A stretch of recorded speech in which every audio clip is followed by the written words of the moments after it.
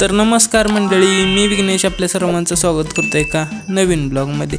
तर मंडळी, तुम्ही म्हणताल आता विघ्नेश निघालाय नक्की कुठं? तर मंडळी, आज आपल्याला जायचं होतं ते बाबूभाऊंची कॉलेजची फी भरण्यासाठी। कॉलेजला बाबूभाऊ म्हणलं आता महिन्यात नाही येणार आहे ती म्हणल्यावर अशी तशी एंट्री नाही तर गाडीहून एंट्री झाली पाहिजे, त्यामुळे एसटी ठेवली साईडला आणि गाडीहून आपण निघालो। मग काय जाता जाता आपल्या पालीच्या खंडोबाचे दर्शन केले आणि आपण काशीळ मार्गे धरला ते उंबरतचा डायरेक्ट रस्ता।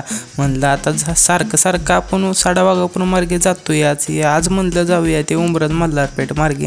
मग काय डायरेक्ट काशीळवरून काढली ते डायरेक्ट हायवेलाच गाडी। हायवेनं पण सुसाट आपण गाडी पळवत आपण पोचलो ते उंबरजमध्ये आणि उंबरजमधून आपल्याला या बोगद्यातनं जायचं होतं ते पलीकडे आपल्याला मल्हारपेठ मार्गे जायचं होतं, त्यामुळे आपण ह्या बोगद्यातनं गाडी घातली आणि पलीकडे निघालो। आणि जसं पलीकडे निघालो तशी गाडीला डबलची पीठ देऊन आपण निघालो ते मल्हारपेठच्या दिशेने। मंडळी, तुम्ही कधी इकडून आला असला तर तुम्हाला माहीतच असेल की इकडून आपल्या राम मंदिर म्हणजे चाफळच्या राम मंदिराला जायला इथून रस्ता आहे।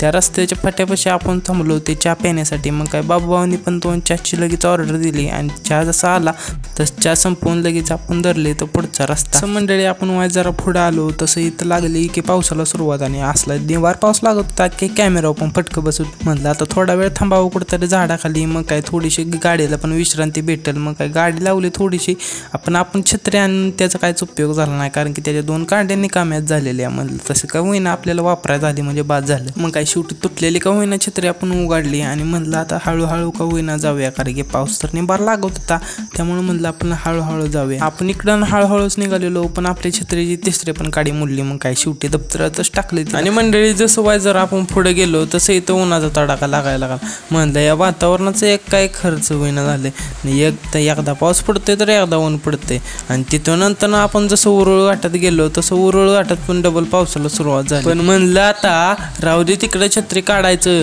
कारण की पाऊस काय उघडायचं नावच घेत नव्हता। आता नंतर आपण पार मल्हारपेठमध्ये पोहोचायच्या नाक्यावर आलो तरी पण काय पाऊस उघडायचं नाव घेत नव्हतं आणि छत्रीची आपली अवस्था बघून आपल्यालाच दया लागली। त्यामुळे म्हणलं छत्रीला पण किती आपण ताप द्यायचा, त्यामुळे तिला डबल टाकली ते दप्तरात आणि आपण इथं बोलता बोलता आपण पोचलो ते या उंबरज फाट्यापाशी। आणि उंबरज फाट्यापासून आपल्याला जायचं होतं त्या मल्हारपेठमध्ये आणि जसं आपण मल्हारपेठमध्ये पोचलो तसं आपल्याला तिथनं दौरा होता ते आपल्या कॉलेजकडे घेऊन। आणि जसं की मंडळी तुम्हाला माहीतच असेल आपल्या शिवती येणार आहे तिथं आपल्या शिवाजी महाराजांचे नवीन स्मारक झालेले, तिथं आपण त्यांचे दर्शन घेतले आणि आपण थेट आलो ते नव्या रस्त्यावर नंतर डायरेक्ट कॉलेजात आलो। म्हणलं आता फी तर भरायचं लागते की आलं एवढ्याला म्हणल्यावर।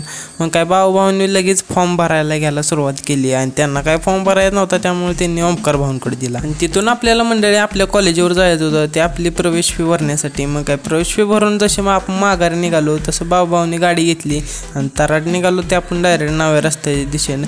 आणि आपण मंडळी इथं नव्या रस्त्यावर जसं पोचलो तसं आपल्याला इथं पालखीचं दर्शन झालं। ते कसं तर ते असं। मग काय तिथून जसं पाटणमध्ये आलो तसं आपल्या पोटातलं कावळं वरडायला लागलं। म्हणलं आता भुका लागली ते म्हणल्यावर काहीतरी खायला लागते। मग काय पहिल्यांदा मंचुरियन सांगितलं आणि मंचुरियन जसं आपलं खाऊन झालं तसं आपण ओमकार भाऊंना सोडायला आपण स्टँडवर आलो। मग काय ओमकार भाऊंना स्टँडवर सोडलं आणि तिथून आपण आपल्या घराच्या दिशेने निघालो। पण आपल्या घरी जाता जाता आपल्याला गाडीतलं पेट्रोलच संपलं। म्हणलं आता गाडी काय आउट ऑफ मारायला लागते। मग काय आउट ऑफ टाकला गाडीला आणि थेट पोचलो ते पेट्रोल पंपावर पोचलो, पेट्रोल टाकलं तसं डबल आपला दौरा निघाला ते आपल्या घराच्या दिशेनं।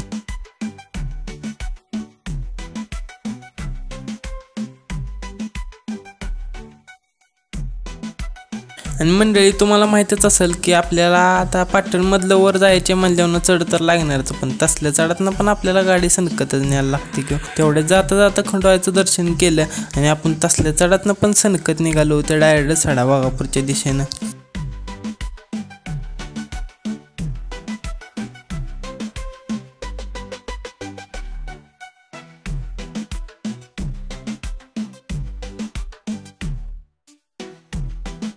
आणि मंडळी आपण जसं वाय जरा वर सड्यावर आलो तसं आपल्याला वारा असले जोरात रेटत होतं की गाडी पण हुलपडून जाते असं वाटत होतं।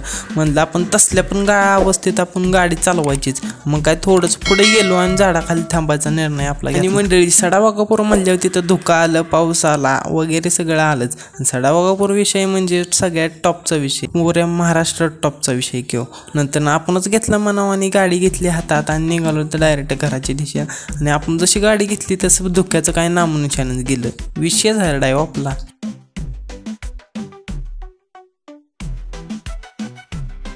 आणि मंडळी आपण जशी गाडी घेतली तसं भाऊभाऊने लगेच कॅमेरा हातात घेतला